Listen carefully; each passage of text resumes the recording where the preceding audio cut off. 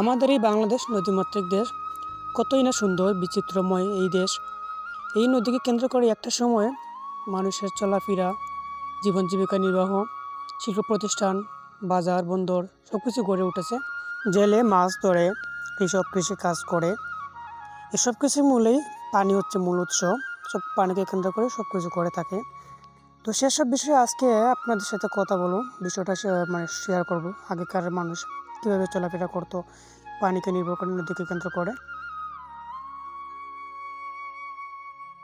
আসসালামু আলাইকুম। আমাদের নতুন একটা ভিডিওতে সবাইকে স্বাগতম। এবং আজকে আমরা তিনজন আছি, আমি, সাইম আর মুন্না। আজকে আমরা এদিকে আসলাম।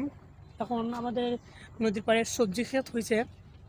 এখানে অনেকগুলো সবজি আছে, টমেটো, বেগুন, কাঁচামরিচের, তারপরে লাউ, মানে বিভিন্ন যতদিন সবজি হয়ে থাকে আর কি। আজকে আপনাদেরকে একটু বিষয় শেয়ার করব। আজ থেকে 20-25 বছর আগে যখন আমরা ছোটো ছিলাম, তখন দেখছি যে এই নদীর পানিকে কেন্দ্র করেই আমাদের সব কিছু ছিল। সেই বিষয়ে একটু কথা বলবো। আজ থেকে 20-25 বছর আগে যখন ছোটো ছিলাম, তখন দেখছি আমাদের মাছ আছে, দাদি সবাই এই নদীর পানি আমরা পান করতাম। তারপর রান্না বান্না কাজে, মানে যাবতীয় কাজে নদীর পানি ব্যবহার করা হতো। এই নদীর পানি ছিল আগে সবচেয়ে প্রধান পানির মধ্যে। তো হঠাৎ 100-র মধ্যে মনে করেন যে 5% বা 10% মানুষের বাড়িতে কলের ব্যবস্থা তখন ছিল। আমি যখন দাঁড়িয়ে আছি, একটা টমেটো ক্ষেত করছে এখানে। তারপর এখানে আছে মরিচের গাছ আছে, এদিকে আরও আছে। তো এই যে নদীর পানিকে উৎস করেই মানুষজন সবজি ক্ষেত করে। আমাদের বাংলাদেশ নদীমাতৃক দেশ। তো এই নদীতে জেলেরা মাছ ধরে, ওরা মাছ ধরে ওদের জীবন জীবিকা নির্বাহ করে। আর একটা বিশেষ এখানে দুইটা দোল দেখা যাচ্ছে, যে বাঁশ দিয়ে রাখা হচ্ছে। তারপর এখানে কচুরিপানা আছে। এই দোল দিয়ে কিছুদিন পর পর মাছকে খাবার দেয়। তো কিছুদিন পর পর ওই এখানে যারা জেলে আছে তাদের মাধ্যমে জাল দিয়ে, বেড়া দিয়ে তারপর ওইগুলো মাছ ধরে। এটা আমাদের আঞ্চলিক ভাষা বলে নিম।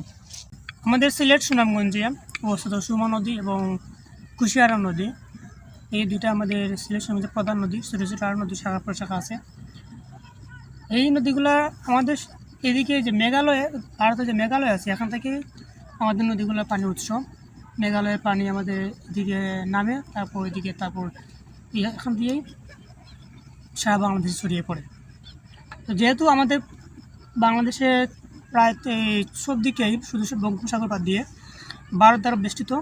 তো ভারত হয়ে আমাদের দেশে পানি প্রবেশ করে, তারপর নদীপথ হয়ে সাগরে গিয়ে এটা পতিত হয়।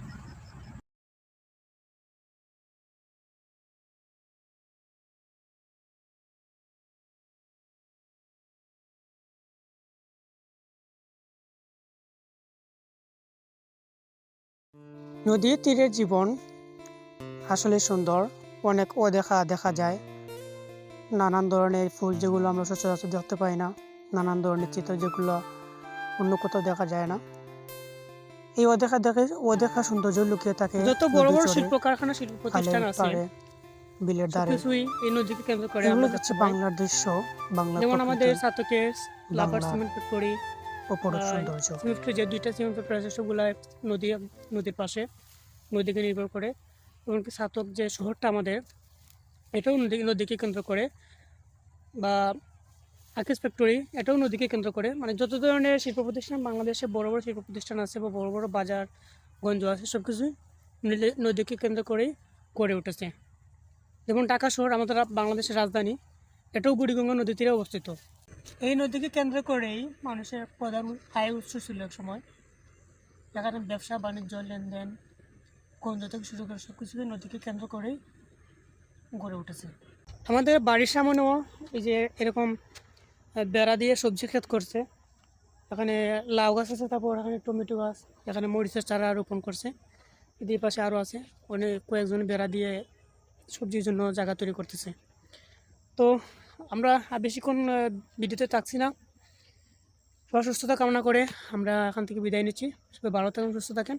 আল্লাহ হাফেজ। দেখা হবে অন্য কোনো ভিডিওতে। আর যদি আমাদের ভিডিওটা আপনাদের কাছে ভালো লাগে অবশ্যই লাইক কমেন্ট করে জানাবেন কেমন লাগছে। ওকে, আল্লাহ হাফেজ।